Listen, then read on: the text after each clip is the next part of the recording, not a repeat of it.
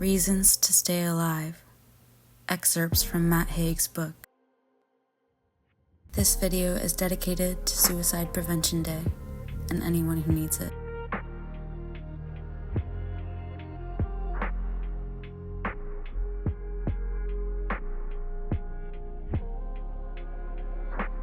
I wrote this because the oldest cliches remain the truest.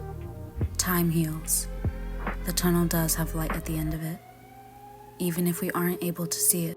And there's a 2-for-1 offer on clouds and silver linings. Words, just sometimes, can set you free. Depression and panic only give you melodramatic thoughts to play with. We're all walking on these unseen tightropes, when really we could slip at any second and come face to face with all the existential horrors that only lie dormant in our minds. I think life always provides reasons to not die, if we listen hard enough.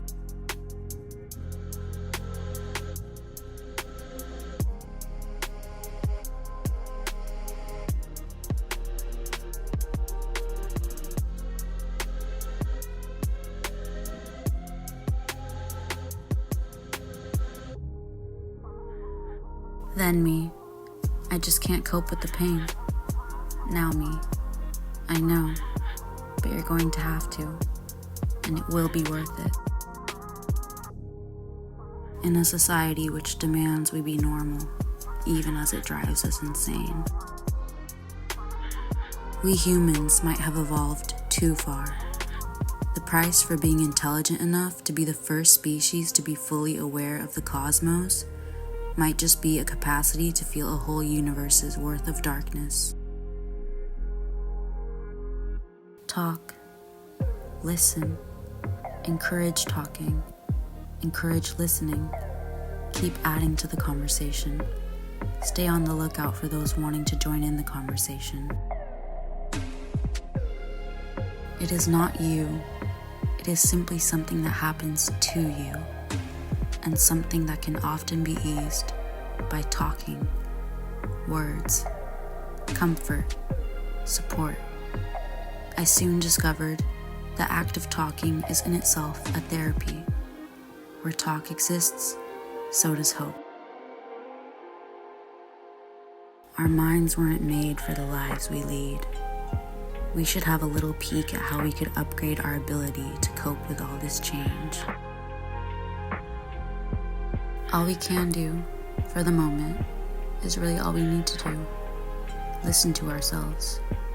When we are trying to get better, the only truth that matters is what works for us. For now, I do what I know keeps me just about level. I suppose, in the absence of universal certainties, we are our own best laboratory. Rather than avoid these situations, I forced myself into them. I think this helped. It is quite grueling, always facing fear and heading into it, but it seemed to work. Then me, I can't do this. Now me, you think you can't, but you can, you do, you will. Life is waiting for you. You might be stuck here for a while, but the world isn't going anywhere. Hang on there if you can. Life is always worth it. But the arguments were surface stuff. If you go deep enough under a tidal wave, the water is still. Do not take one happy, bad moment as proof of recovery relapse. Play the long game. Depression might be a hell of a price to pay for waking up to life. And while it is on top of you, it is one that could never seem worth paying. But it is quite therapeutic to know that pleasure doesn't just help compensate for pain, it can actually grow out of it. But from that point on, I knew it. The good stuff could be accessed. I knew life was available to me again. But rather than leave the mind entirely, words help us leave a mind and give us the building blocks to build another one, similar but better, nearby to the old one but with firmer foundations, and very often a better view. So yes, I loved external narratives for the hope they offered, films, TV dramas, and most of all, books. They were, in and of themselves, reasons to stay alive. I was starting to find that sometimes simply doing something that I had dreaded and surviving was the best kind of therapy. If you start to dread being outside, go outside. If you fear confined spaces, spend some time in a lift. If you have separation anxiety, force yourself to be alone a while.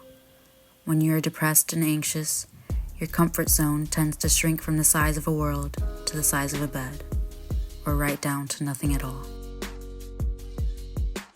You see what a tiny place you occupy in the world. Such perspective can be strangely liberating.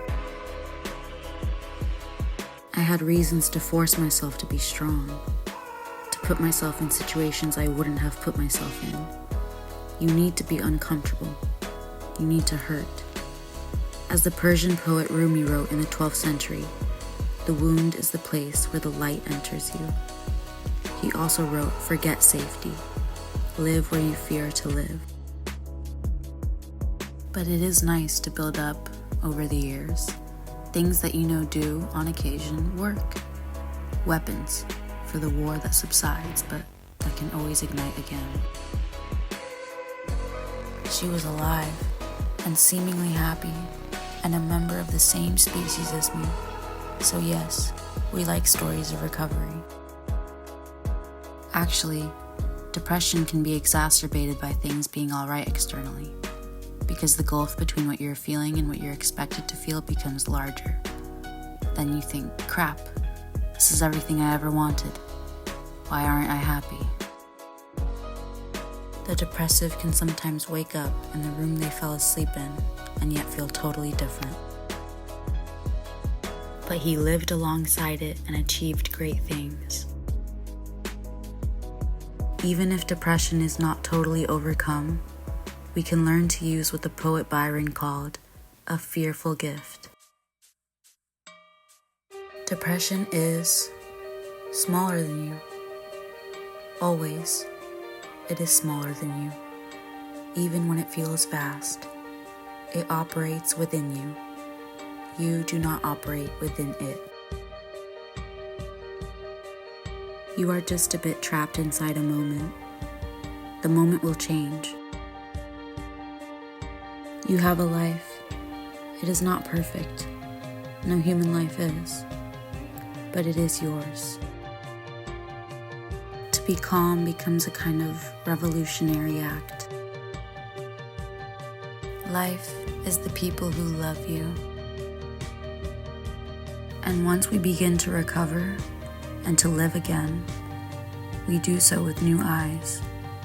Things become clearer, and we are aware of things we weren't aware of before. I am all in a sea of wonders. I doubt, I fear, I think strange things. Accept. Don't fight things. Feel them. Tension is about opposition. Relaxation is about letting go. Live in the present. If you want to conquer the anxiety of life, live in the moment. Live in the breath. Having people who love you and who you love is such a help.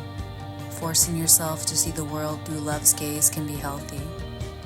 Love is an attitude to life. It can save us. Sometimes, on the rocky, windy path of recovery, what feels like failure can be a step forward. The uncertain future.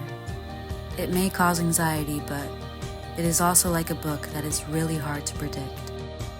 Self-love. Love for other people. Love of life and noticing the good. Knowing my depression has never lasted forever, and there has always been a way out. You need to feel life's terror to feel its wonder. I feel the sheer, unfathomable marvel that is this strange life we have here on Earth, the 7 billion of us, in glorious insignificance. I like to feel the force of that miracle. I like to burrow deep into this life and explore it through the magic of words and the magic of human beings. I want life. I want to read it and write it and feel it and live it. I want for as much of the time as possible in this blink of an eye existence we have, to feel all that can be felt. I hate depression. I'm scared of it. Terrified, in fact.